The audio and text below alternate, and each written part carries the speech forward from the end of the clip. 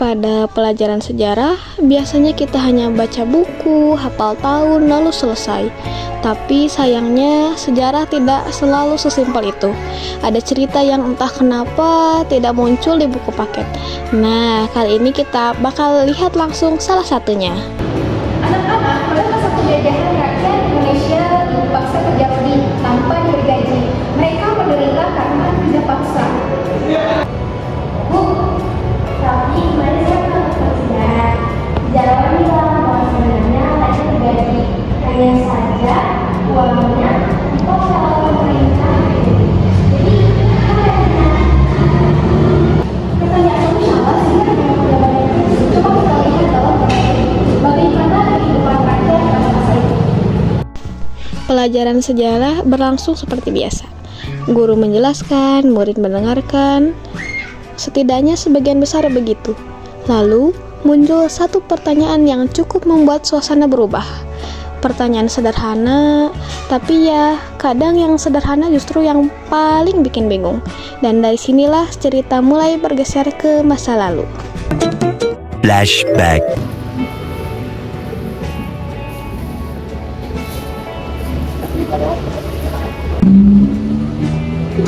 Setiap kali kita kelas begini, kalau benar kita digaji, kenapa tidak pernah merasakan?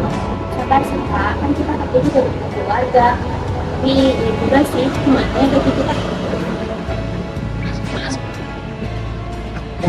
Kalian tahu nggak?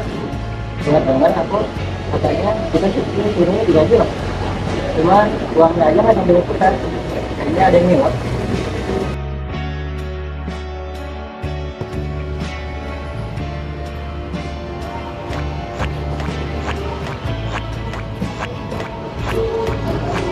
Baiklah, ini daftar gaji pada pekerja di bulan ini.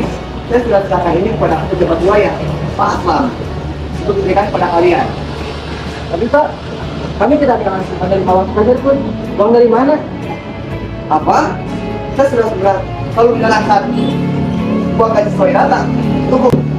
Jadi, selama ini Ada apa ini? Bukan udah bayar saya saja. Pak, kami mau bertanya. Katanya gaji kami sudah diberikan kepada Anda, namun kami tidak pernah menerimanya sepeser pun. Benarkah Bapak yang memotong atau mengambil gaji kita? Kalian tidak tahu apa-apa. Ini urusan pemerintah. Kalian hanya cukup diam dan bekerja. Ingat, keluarga kalian yang ada di rumah. Urusan pemerintah bukan alasan untuk memiskinkan rakyat, Pak. Kami juga berhak tahu. saya sudah menyerahkan sebuah gaji sesuai jumlah. Jika mereka tidak menerima, berarti Anda yang menghilangkannya, Pak Aslam. Tidak, Pak. Dengarkan dulu penjelasan saya. Itu hanya untuk digunakan untuk urusan administrasi saja, Pak. Administrasi apa? Bahkan kita tidak pernah menerimanya sepeser pun. Masuklah pejabat pribumi, pakaian rapi, gaya meyakinkan. Sayangnya, integritasnya tinggal sisa-sisa. Ketika ditanya soal gaji, jawabannya, klasik. Ini urusan pemerintah. Biasanya kalau sudah mulai bilang begitu, ya kita tahu ada saja yang tidak beres. Dan benar saja, ternyata gaji rakyat berhenti di... Flashback. Halo Pak Aslam. Halo, Mr. J. Bagaimana kabar Anda? Kabar baik, Mr. Jadi James. seperti ini, Anda selaku pejabat wilayah. Ini adalah gaji di bulan ini. Saya menyerahkan ini kepada Anda untuk ditayangkan kepada mereka. Baik, Mr. James, saya terima gajinya. Dengan gaji sebanyak ini, para pekerja pasti akan bersemangat. Senang berbisnis dengan kami sekarang. Meanwhile.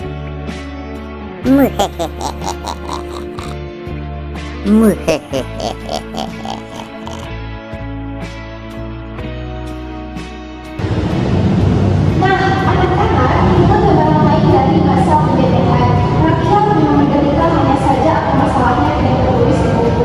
Yaitu ada peristiwa sejarah yang sebelumnya di pelajaran kesempatan. Betul, sejarah itu berkembang ketika buku muncul. Kita harus melihatnya dengan pikiran terbuka. Berarti berdasarkan bukan hanya sejarah, tapi mencari tahu kebenaran sejarah. Tepat sekali, kalian adalah generasi penerus yang harus berpikir kritis, tidak hanya menerima begitu saja. Dan kita kembali ke kelas. Murid-murid mulai sadar bahwa sejarah itu bukan cuma apa yang ditulis, tapi juga apa yang sengaja disembunyikan. Ya, namanya juga sejarah. Kadang yang dicatat itu yang enak-enaknya aja. Sisanya, ya harus dicari tahu sendiri. Sebelum drama ini berakhir, izinkan saya membisikkan sedikit fakta sejarah supaya apa yang kita tampilkan tidak dikira hanya karangan saja. Jadi begini, ketika Daendels membangun Jalan Anyer Panarukan pada tahun 1808, ia sebenarnya menyiapkan anggaran upah untuk para pekerja. Lengkap, resmi, rapi, dan tercatat dalam instruksi pemerintahannya. Bahkan ada perhitungan beda upah berdasarkan beratnya medan. Mandor pun dapat tambahan beras dan garam. Pokoknya di atas kertas semuanya terlihat ideal, sampai uang itu turun ke tangan pejabat lokal. Begitu dana melewati para bupati, barulah kisah ajaib terjadi. Administrasi berantakan, laporan tidak jelas, dana tersangkut entah di mana. Dan para pekerja sering tidak menerima upah yang dijanjikan. Dan lucunya lagi, ketika sejarah kemudian ditulis, yang disalahkan sepenuhnya justru Daendels. Padahal yang menahan dan menyelewengkan uang siapa? Ya pejabat lokal. Tapi ya begitulah, menyalahkan orang pusat jauh lebih gampang daripada bongkar kelakuan orang daerah. Tradisi lama yang rasanya kok familiar sampai sekarang ya. Maka hasil akhirnya jelas. Upah ada di dokumen tapi menguap di perjalanan. Kertasnya bersih, praktiknya yang kotor. Dan seperti biasa, sejarah punya dua versi yang dicatat dan yang sebenarnya terjadi. Yang tercatat sering menuding Daendels sebagai biang kerok, sementara kisah di lapangan menunjukkan bahwa tidak semuanya salah dia. Tapi kan namanya juga sejarah. Siapa yang menulis, dialah yang menentukan siapa yang terlihat jahat.